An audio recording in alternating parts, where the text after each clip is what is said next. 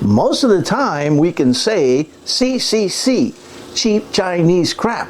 But this time I'm going to say CCC, cheap Canada crap. Check it out. The sticker shows that it was made in Canada, and I can't believe what happened.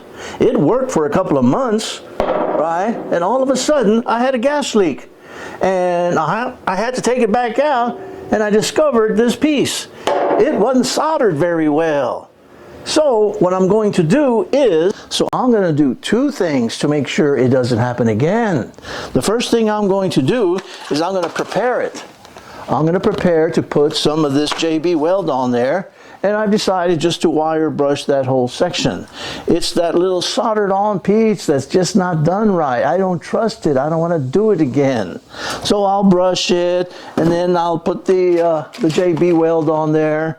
Well, I'll make sure that it's clean before I put the JB weld on there. And then, because I'll show you, if you remember, I had that rigid 1/8 inch pipe. And maybe it was about 1 inch too long, but I didn't even drive the truck. I moved it for a little bit.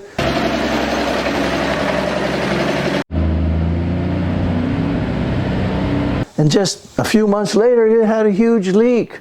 So, to eliminate that, I'm going to make this modification. Instead of having that rigid little nipple pipe on there, I'm going to put this flexible one. And I expect this to last several thousand years. I'm going to put at least 2 coats on this. Let's get the first one on.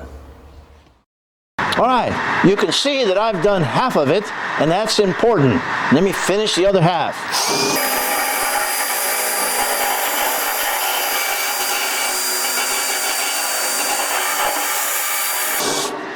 Yes, just because I have the acetone, I'm going to use it. Don't go out and buy some. If you don't have anything like this, soap and water. Go ahead, I'll put some down. Shake.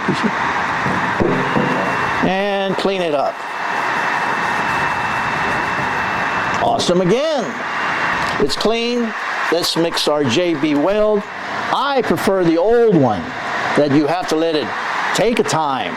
I'm not too convinced about that quick JB. I selected the regular one.